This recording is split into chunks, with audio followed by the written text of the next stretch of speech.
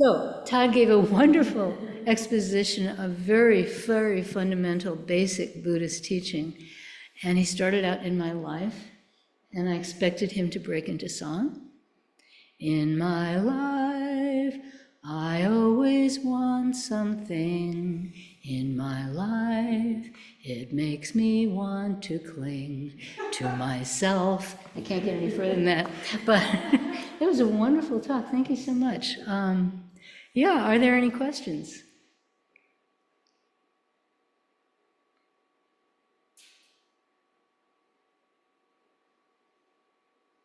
Yes.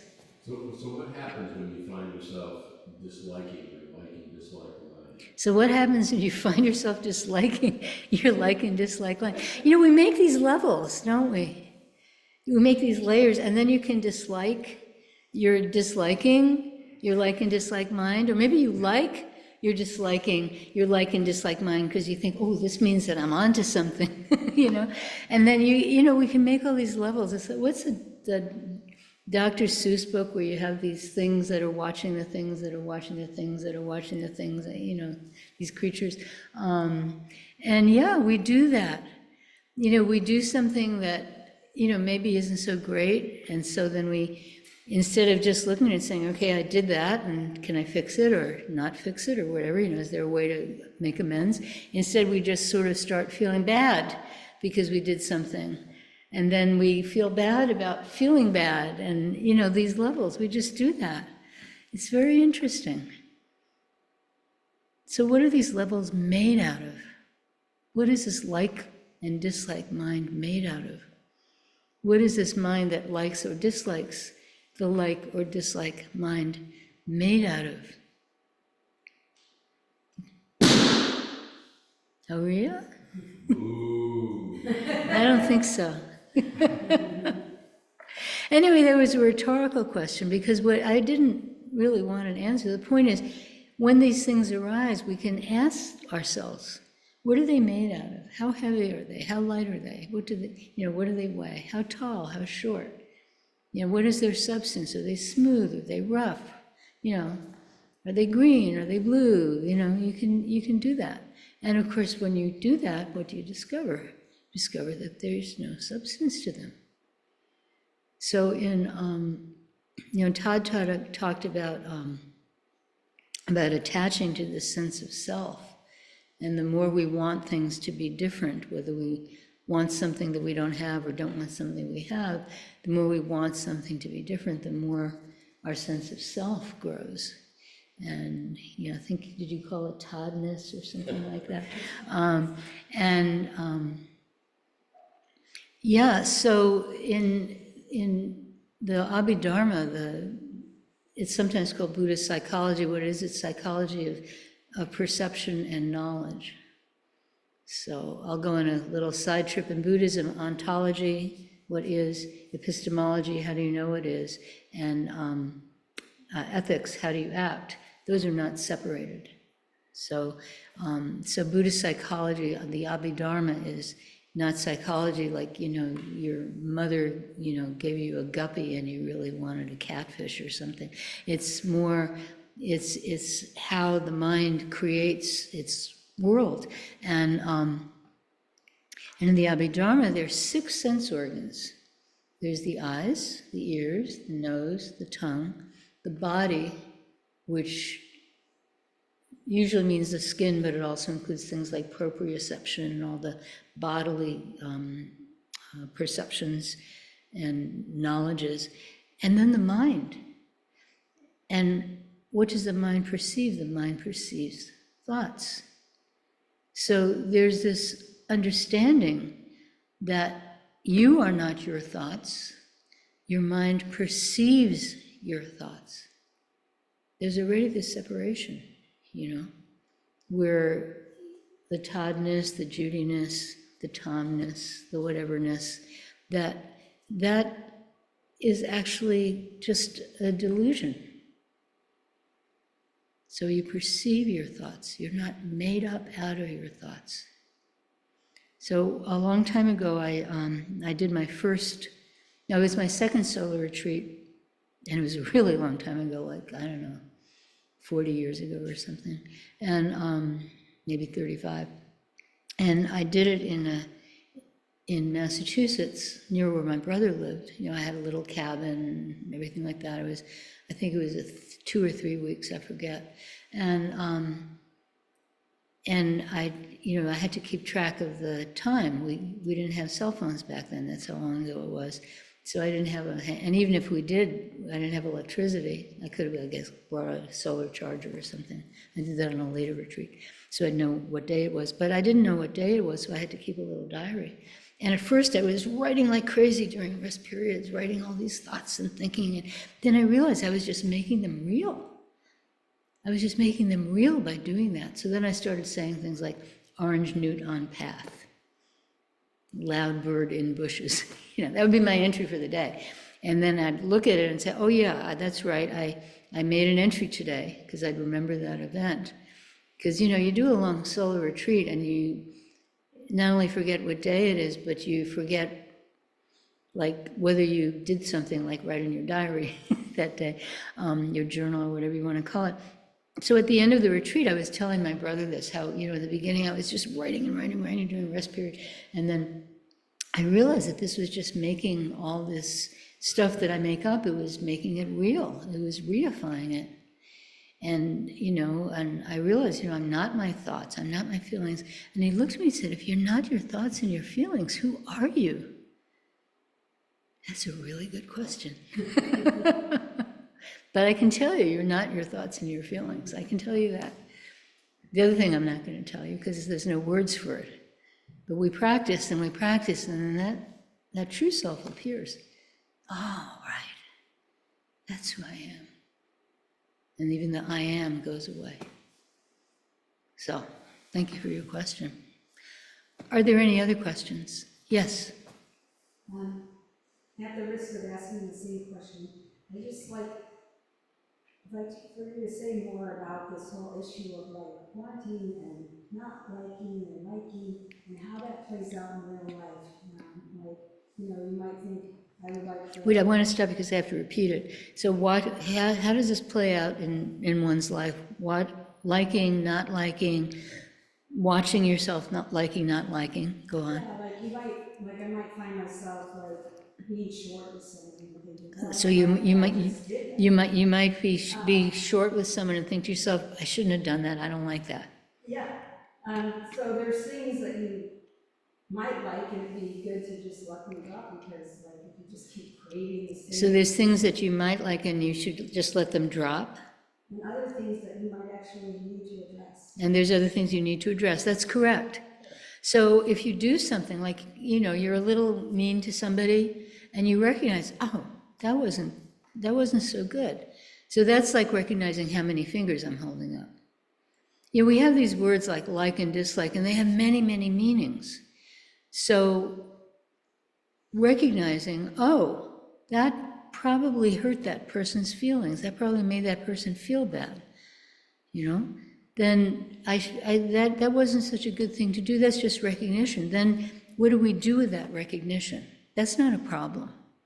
But beating yourself on the head about it, going on for the whole day, oh, I did this thing, oh, you know? That's maybe not so good. Although sometimes we do something that's really terrible, that really causes great pain and suffering. And then it's important, then you know, then we have to hold that for a while. We have to digest it. We can't just dismiss it. But that's different from the checking mind. It's not about, you know, how I feel about it. It's like what actually happened, and recognizing what actually happened. And sometimes we can absorb it quickly, and sometimes it takes a long time to absorb. Like Todd was talking about grief about his father's death. And as everyone knows who's gone through grief for someone we're close to, it can take a very, very, very long time to be absorbed. And in some sense, you know, it's never gone, it's always there, it's just been absorbed. And then we can use it. We can use our grief to help others. We can use our realization of something we've done that caused damage, we can use our realization of that to help others, because there's no one who doesn't do something like that. So how do you digest it? How do you use it? That's very important. So yeah, but the mind that's always checking, that makes I'm the focus of it, not the action, but I am the focus. I am a bad person. It doesn't help anybody. How does it help? I am a bad person. No, maybe what you did was not so good. Then you recognize that, not a problem. But the minute it becomes about us, then we're going down and down and down into the vortex. There's never any need to do that. So just recognition. And when the other person, creature, thing, whatever was involved, when that is the focus, not ourselves, but that is the focus, then it's not a problem. So thank you. Are there any other questions?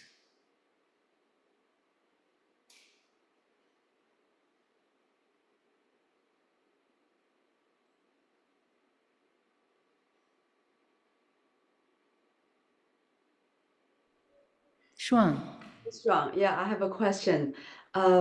Oftentimes, we say that when we sit, when we meditate, that's a way to digest our experience. Mm-hmm. What's to digest? Is that to quiet our mind? What happens during that? Yeah. You tell me. Okay? So everybody wants a book of instructions, a checklist to know that they're doing things right. So my teacher had this wonderful phrase, I'm sure he didn't make it up, by natural process. So these things happen by natural process. So we're sitting and we have some focus of meditation. Maybe it's a mantra, maybe it's our breath, maybe it's a great question. There are many, many forms. And in each of those, there are many forms. And so we're sitting and we have this mind focus, and we're just doing that. And then this natural process takes place. So we don't have to worry about how we digest our understanding, or digest our experience, or digest our feelings. We don't have to worry about any of that, because it happens naturally. The same with prostrations, which I can no longer do. It's really frustrating because I have such bad knees. But prostrations, you do these prostrations and you start standing and you go down, and then you come up and you go down and you come up, and you end up, you're in this, at the bottom, you're in this posture, I don't know if you can see it, of real surrender. You can see it. Okay, your hands are up, your head is down. And then you come up and you go back, and then this natural process happens. It's just totally a natural process. Your mind is not involved in any way. It can't be. You're just going up and down and up and down, and the bottom you're in this, posture of submission, and the top you're standing up straight, and you just keep doing that and doing that and doing that. And naturally, all these things become digested without thinking about it, without trying to control it. It just happens naturally. So I think this faith in natural process is really important. Again, going back to not checking ourselves, am I doing this right? As long as you're sincere, as long as you keep bringing your mind back to your practice, as long as you keep doing that, when it wanders, you bring it back. When it wanders, you bring it back. As long as you do that, then everything will happen in its own course, in its own time, in its own way. The river will flow in its own course. So everyone has different karma, so it's different for everybody. There's no need to check yourself against anybody else. Yeah, that's why in Zen, in some forms of Buddhism, like in Theravada Buddhism, they have these levels, these jhanas. Jhana means meditation. They have these, it's spelled Dhy, but it's pronounced jhana. And that's why in China it's Chan, and then in Japan it's Zen, and in Korea it's Son. That's all the same word. And, but they have these levels. And we don't do that. We're not, well, I'm on level 3 and I'm halfway to level 4. I mean, I shouldn't make fun of it, but we don't do that. We don't have any levels. It's just natural process. Things will unfold. And there's no need to worry about it. There's no need to check yourself. There's no need to wonder how you're doing. You just keep doing it day after day after day. Okay? One foot in front of the other. Okay? Thank you. Your question. Time for one more question, if anyone has it.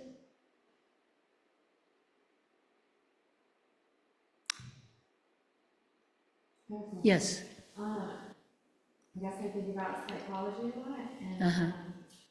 what would you say, or what would Buddha always say about brain chemistry? Like, Can I say something about brain chemistry? well, so Todd brought up like impulse control. So Todd brought up impulse control. Right, so we're meditating. I scratched my eye at one point, right? So You scratched your eye at one point. Yes. Certain brain chemistry, like if my dopamine levels Oh, is this depending on your dopamine levels? Your dopamine levels, for like attention issues, how does that go into the way where we do our best. right? Whatever our dopamine levels are, we do our best with them. Okay? So there was a Zen Master Songsan, my teacher, was very good friends with a very, very famous Theravada monk, Maha Ghosananda, who was a major, major monk in Cambodia, and happened to be out of the country when the terrible things started happening in Cambodia. And he spent a lot of time in this country, but he was like the spiritual leader of Theravada Buddhists in Cambodia. And they were very good friends. And at the end of his life, Mahagosananda had very severe dementia. So there you have, there he is. He has very severe dementia. He's definitely, his brain is not functioning the way it's supposed to. And, I saw him, at the start of his dementia, it wasn't clear, as it often isn't, and he gave a Dharma talk at Cambridge Zen Center, and I was there, and he just spoke very clearly. That's what he did. And I don't know how he became later, but he just functioned with whatever he had. And that's all we can do. We function with whatever we have. And some people have horrendous brain chemistry. Some people are severely bipolar, some people are severely schizophrenia, some are helped with medication, some are not helped with medication. Some people have severe anxiety, severe depression. There are all these things, all these conditions that people have, which have a big physical element to them. But you don't give up. You have to work with what you have. You can't work with what someone else has. And again, how do you digest it? How do you use it? So the head of mental health for Douglas County he's very, very bipolar, and he's very open about it. And that's one way that he can really help people, because he digests it, he recognizes it, he knows what it's like, and so he can do something that someone without that can't do. So whatever your situation is, you can always use it. That's very important. And those of us who have so-called normal brain chemistry, there's no such thing, all right? And the thing is not to worry about what our brain chemicals are doing, or what our synapses, are they firing right? How much tau do we have? How much alpha do we have? We can't control any of that. The thing is just to keep our focus strong and our center strong as we can. as long as we can. That's all we can do. Okay? So thank you for your question. And now we are out of time.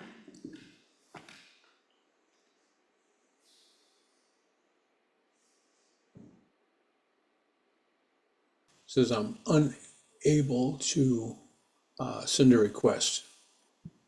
Oh, I didn't make you a co-host. Oh, But the recording was in process.